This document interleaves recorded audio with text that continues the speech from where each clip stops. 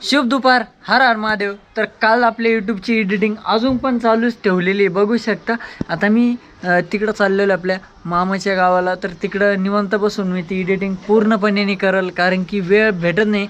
काल रात्री 1:30 वाजला मला अर्धी एडिटिंग करायला, आणि अर्धी बाकी. कमीत कमी तो 40 मिनटाचा ब्लॉग आहे, कारण की प्रत्येकाने मन लावून बघितला त्यालाच तो समजेल, कारण की एडिटिंग अजून बाकी आहे.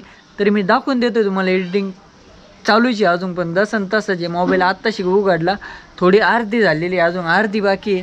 तर चला जातो मी. तर तो बस स्टँडला बघू शकता 2 समोसे घेतले आणि टायमिंग झालेला आहे 3:08. तर कमीत कमी आपल्याला आता 4:30-5ला गाडी लागेल वांजरगाव. ती गाडी लागली की त्या गाडीत आपण निघून जाऊ. तर तोपर्यंत पुढचं तर आत्ताच नाश्ता केला आणि कोल्ड्रिंक घेतलं. आता चहा घेऊन टाकतो आणि पूर्णपणे मी वैजापूरवरून लाडगाव रिक्षामध्ये बसलो आणि उतरलो. आपल्यासोबत सिद्धांत भाऊ तिरबोन आहे, कारण की तो पण भरपूर दिवसापासून व्हिडिओ बनवत होता. तर माझी त्याची त्या चर्चेवर विषय झाला की तू व्हिडिओ का बंद केले बा. तो नाही असं झालं आहे म्हणे, एका मित्राची साथ आपल्याला लाभली नाही त्यामुळं. तर भाऊ त्याला मी बोललो का काय टेन्शन घ्यायचं नाही, काही गोष्टीला नव्याने सुरुवात करायची. तर आता माझं असं आहे का आमचा विषय असा झाला का आपल्याकडे गाडी नाही, काय नाही, आपण डायरेक्ट सरळ वांजरगाव पायी निघू राहिलो.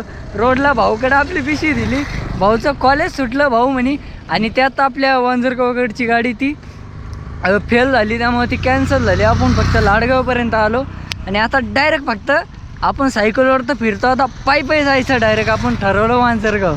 तर चला, सध्या आलेलो आपल्या मामाच्या गावाला वांजरगाव ठिकाणी. तर आपले मेंढ्यावाले भाऊ आले होते आपल्या राऊरी तालुक्यामधलेच इथे, कारण की मी एडिटिंगमध्येच बसेल होतो ब्लॉग एडिट करण्यासाठी. ते एडिटिंग झाली, यूट्यूबला पोस्ट पण केलेला आहे. तर ते बोलले आम्हाला पण ब्लॉगिंगमध्ये यायचं आहे. तर काय विषय नाही, या म्हटलं ब्लॉगिंगमध्ये. स्टार्टिंग केली आपण ब्लॉगिंग. तर ते 2 शब्द काहीतरी बोलतील आता.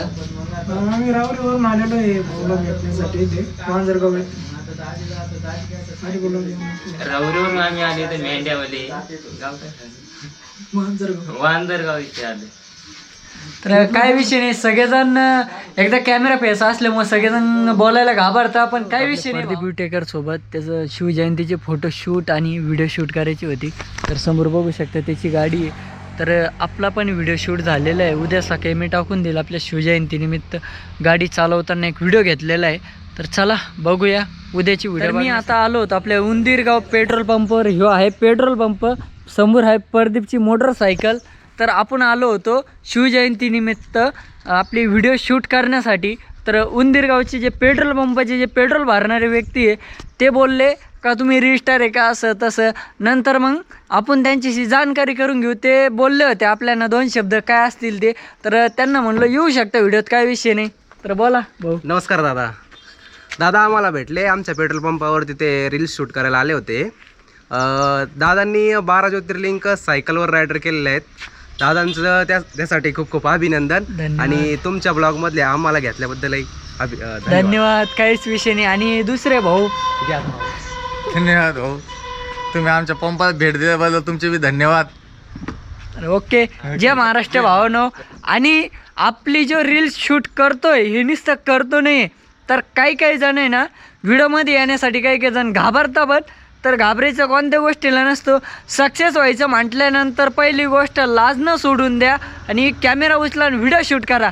हर हर महादेव, जय महाराष्ट्र. आपले महांकाळ वाडगावचे सबस्क्राईब भेटले होते, ते आत्ता पेट्रोल पंपावर पेट्रोल भरण्यासाठी आले होते. ते आणि तुमचे व्हिडिओ खूप छान असता. तर 2 शब्द तेच बोलतील आता. काय भाऊचे व्हिडिओ भरपूर असते, त्यांचे 12 ज्योतिर्लिंग झालेले. आणि आता ते आपले मायवाडी पेट्रोल पंपावर आलेले. भाऊला भेटून खूप छान वाटलेलं आहे. त्यांच्या पुढील वाटचालीस त्यांना खूप खूप शुभेच्छा. तर जय महाराष्ट्र भावनो. व्हिडिओ बघायला विसरू नका. हर हर महादेव. ती पूर्ण व्हिडिओ फोटोशूट झालेला आहे. मी प्रदीप सोबत आता गाडीवर बसलेलो आहे. तर आम्ही चाललेलो आपल्या वांजरगावला. तर विषय असा आहे का आम्ही जास्त कोणाला भेटू पण नाही शकलो. पाठीमागं मळे वडगाव म्हणून गाव होतं.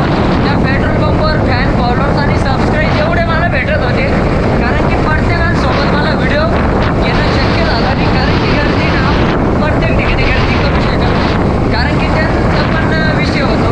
तर विचार करता आपण जास्त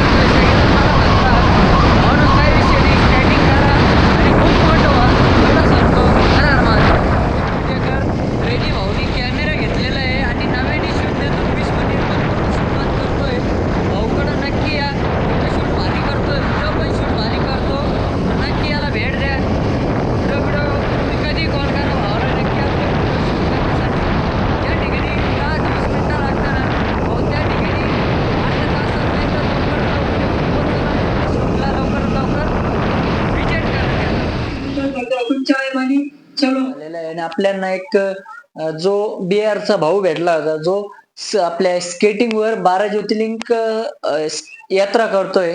तर तो आपल्या कोपरगाव मध्ये पुलतांबा फाटा ह्या ठिकाणीवरून भुसनेश्वरला चालला होता. त्याची 6वी ज्योतिर्लिंग होती, तिकडे तो चालला होता. तर त्याला मी बोललो को भैया बाबी इधर आ जाओ, नाश्ता बिष्टा करके जाऊ. मग त्याला आपण नाश्ता चहा पाणी केला आणि पुढे त्याला यात्रेला शुभेच्छा दिल्या. एवढं सांगतो भावानो, आपल्या महाराष्ट्रात बाहेरून कोणी लोक येतात तर नक्की त्यांना आपण सपोर्ट करा. कारण की मी स्वतः जेव्हा महाराष्ट्र सोडतो ना, तेव्हा मला समजतं का आपण किती फिरलेलो आहे. आणि महाराष्ट्राच्या बाहेर जेव्हा मी निघतो ना, तेव्हा मला समजतं काय काय अडचणी येतात. खाण्यापिण्याची तर अडचण अजूनपर्यंत आली नाही, पण बाकीच्या अडचणी तर खूप काही येतात. तर त्या मला सहन करावं लागतं भावानं. एवढंच सांगतो. आणि तुमच्या मराठी माणसाला लागन तेवढा सपोर्ट करा. शुभ सायंकाळ भावानो बहिणीनो, हे फक्त क्षण नाहीत, हे माझ्या स्वप्नाकडे जाणारे पाऊल आहेत. प्रवास सुरू आहे आणि कहाणी अजून बाकी आहे. हर हर महादेव. हर हर महादेव. तर आजचा पूर्ण ब्लॉग बघण्यासाठी आपल्या YouTube चॅनलला सबस्क्राईब करा. व्हिडिओ कसा वाटला मला कमेंट करून सांगा.